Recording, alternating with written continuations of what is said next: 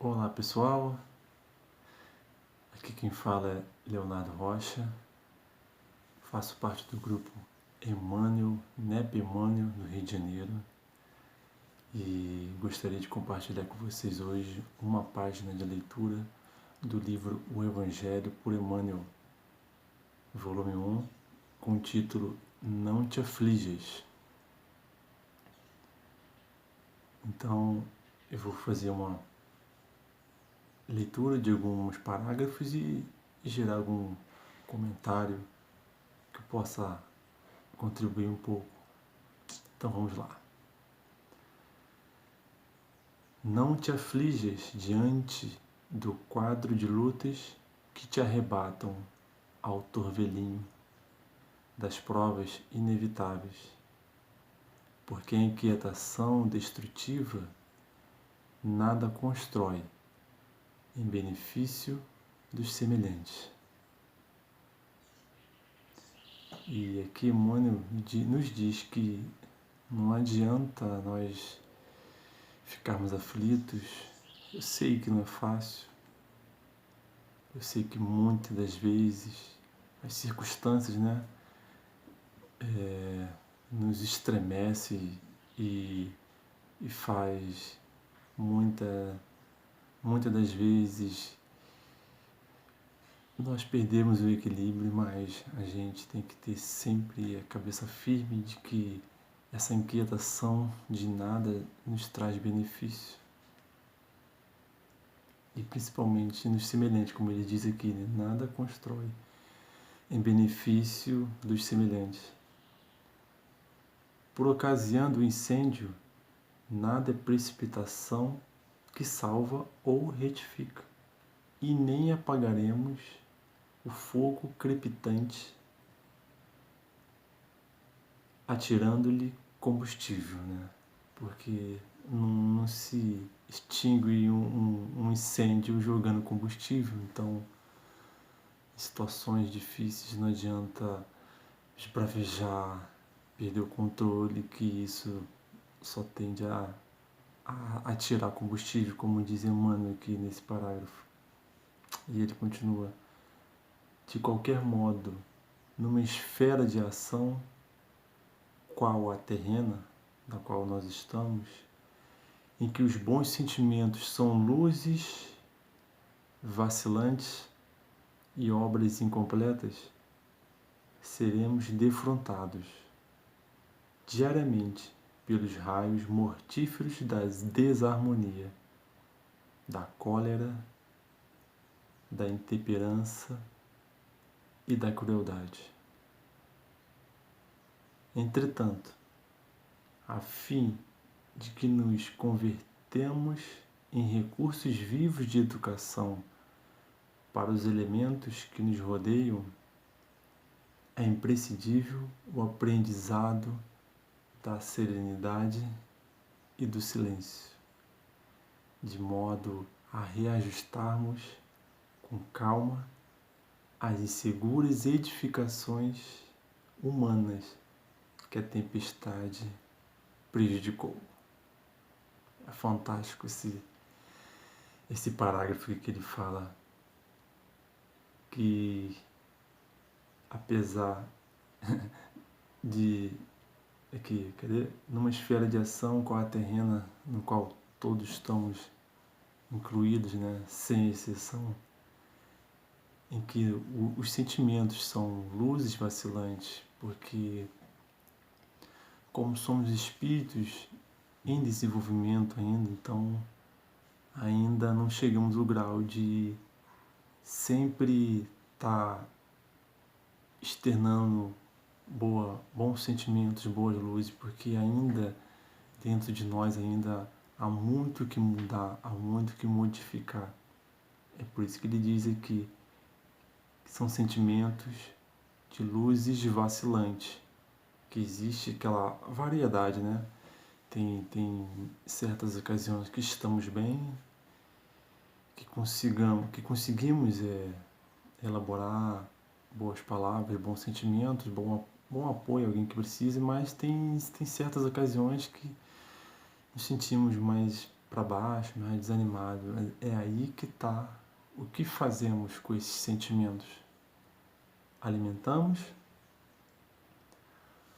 ou combatemos? Essa é a chave da questão. Porque é normal, é super normal. Nós, você, todos nós, né, que sentimos essa variação de sentimentos. Então, não adianta nos martirizar, temos que sempre manter o equilíbrio. Essa é a chave da serenidade. E ele fala de obras incompletas, né? Por mais que nos esforcemos, mas sempre tem algo a fazer a mais pelo bem. E ele fala que vamos ser defrontados diariamente pelos raios mortíferos da desarmonia. É engraçado isso porque às vezes isso acontece com todo mundo. Você tá tudo legal na sua vida, em todas as áreas, você está tentando equilibrar todos os sentimentos, aí vem sempre uma prova, vem sempre alguém, umas circunstâncias que tenta derrubar, mas a gente tem que encarar isso como uma prova mesmo, não como algo que ruim, que é para destruir o que você está construindo. Não, isso aí é uma prova que para você superar e evoluir, porque todas as provas, todas as dificuldades têm esse propósito de fazer você evoluir sempre. Mesmo que tropecemos diversas vezes no mesmo erro, mas essas são oportunidades. E quem encara assim tem um aproveitamento bem melhor. Ele fala de desarmonia, de cólera, né? Até por nós mesmos, que às vezes perdemos o controle, então, mas a gente tem que sempre manter a cabeça no lugar, saber que tudo passa, respirar fundo, porque as dificuldades, as provações estão aí. Ele até diz da intemperância e da crueldade. Só a gente lembrar um pouco, analisar muitas coisas que acontecem no nosso mundo e vemos que temos muito que aprender ainda, né? Temos muito que respeitar o próximo e o trabalho começa com nós mesmos. Não adianta a gente querer que todos avancem, melhorem, que o trabalho não é fácil, o trabalho é pessoal, é individual. E ele diz que de todas essas dificuldades, que o grande aprendizado é a serenidade e o silêncio. O silêncio é um grande instrutor da vida.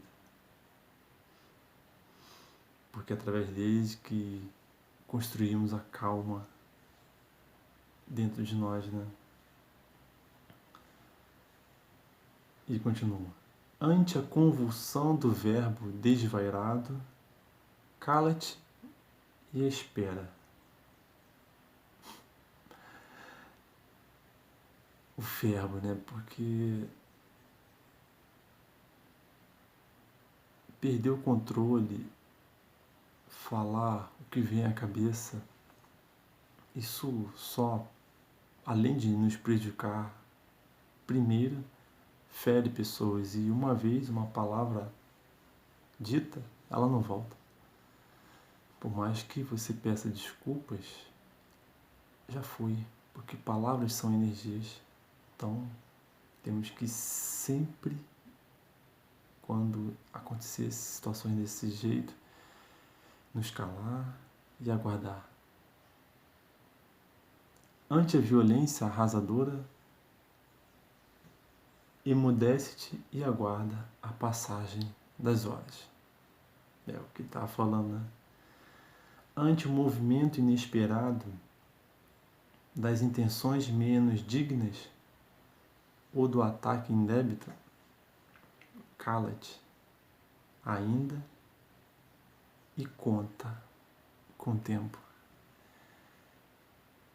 Calhemos esse ímpeto de justiça, de querer revidar, defender nossas verdades a qualquer custo. Que isso não adianta. E existe esse segredo de contar com o tempo que poucos utilizam. Somente aquelas pessoas sábias, experientes, que aprenderam muito na vida, que começam a desenvolver esse aprendizado que é o calar-te e aguardar o tempo. Como diz uma frase, né? O tempo é o melhor remédio, então Emmanuel enfatiza bastante isso. Se aproveitas a dificuldade e a dor, a sombra e a deficiência, por sagradas oportunidades de auxiliar os teus irmãos, encontrarás no desdobramento de tua cooperação a resposta a todos os problemas que te atormentam a alma. É a caridade, né? A caridade, quando você pensa no próximo, quando você olha o teu semelhante com empatia, calando o pré-julgamento, e essa oportunidade de contribuir, nem que seja com uma simples palavra ou um pensamento que muitas vezes é menosprezado, esse gesto de pensar, de falar, de querer contribuir com o bem do próximo, quando você gera isso, é evidente que volta para você. E aqui ele fala que nesse gesto de amor, encontraremos o desdobramento da cooperação a resposta de todos os nossos problemas que atormentam. Quando Jesus proclamou a bem-aventurança aos aflitos, não se reportava aos espíritos insubordinados e impacientes, que elegem o desespero e a indisciplina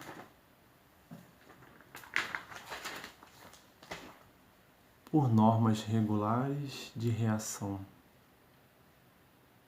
Referia-se, antes de tudo, aos que acham aflitos por ajudarem o engrandecimento coletivo, por se converterem realmente à luz eterna, por se consagrarem à caridade e, acima de tudo, por se dominarem, transformando-se em veículos de manifestação da vontade do Senhor. Nossa! É um parágrafo melhor do que o outro.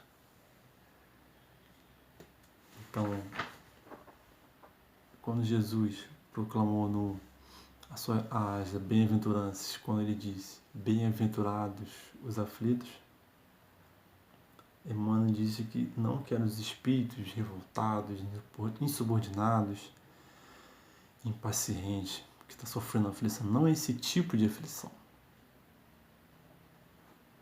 Que essas pessoas elegem o desespero, né, como normas normais. Não é desse tipo. Ele referia-se aos aflitos que ajudam o engrandecimento da humanidade. É aqueles que, como já dissemos anteriormente, que estão pensando não somente em si, não somente sua família consanguínea, mas todos os irmãos. Quando você pensa no bem, você está gerando bem. Porque o pensamento, como já dissemos, é energia e somos responsáveis pelo aquilo que pensamos. Então, fazer o bem exige persistência, continuidade e, acima de tudo, conexão com o bem e principalmente com Deus. É quando você esquece um pouco dos seus, da sua vida, né? Das suas ambições e pensa também no teu próximo. Então, quando você parte para esse princípio de fazer o bem, você sempre encontra dificuldades, barreiras, desafios, mas é aí que está o grande segredo. Porque todo esse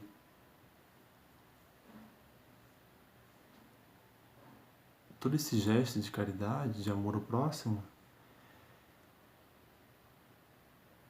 todas essas dificuldades são barreiras que nos move para o progresso, que nos faz adiantar.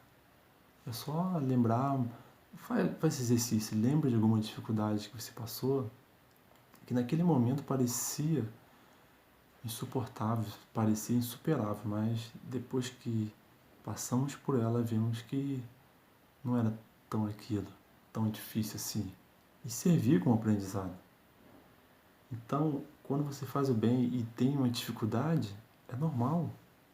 E é meritório quando você supera, sofrer pelo bem. É isso que ele diz aqui, os bem-aventurados aflitos é aquele que sofre pelo bem, é aquele pai, aquela mãe que luta pelo seu pão de cada dia, para educar seu filho, não somente o pão material, mas o pão moral, né?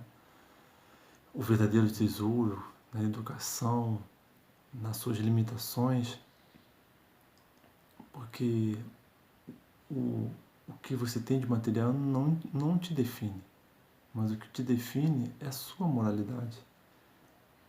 Então, essa dificuldade de quem se predispõe a fazer o bem, essa aflição, ela é benéfica. É essa aflição que Jesus referia. Os aflitos que se dispõem a fazer o bem. Porque quando você faz o bem, você, como diz aqui, se torna um veículo de manifestação da vontade do Senhor. É aí que Deus atua. É aí que Jesus Cristo te utiliza para estender a mão a alguém. Então,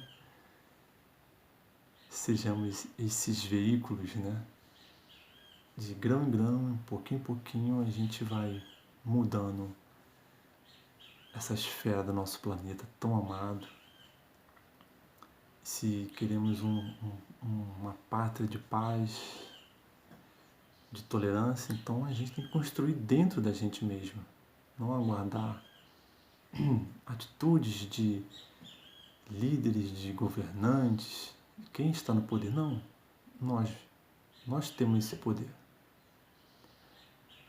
E o último parágrafo é: assim, pois, se te inquietas pelas construções do bem eterno, permaneces credenciado à bem-aventurança divina, que efetivamente é muito difícil de alcançar.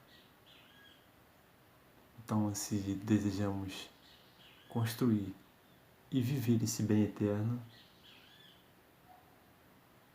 estamos credenciados a essa bem-aventurança que nosso Senhor Jesus Cristo pronunciou há 2000 anos, essa aflição do bem. E sabemos que nos domando, na verdade, não aniquilando os desejos, não. É nos controlando, utilizando ele para o bem. Então, ficaremos aqui desejando que essa página tenha contribuído com vocês e que possa auxiliar no seu dia, na sua vida, e que nosso Senhor Jesus Cristo esteja em nossos corações e que a paz de Deus esteja sempre com nós. Que assim seja.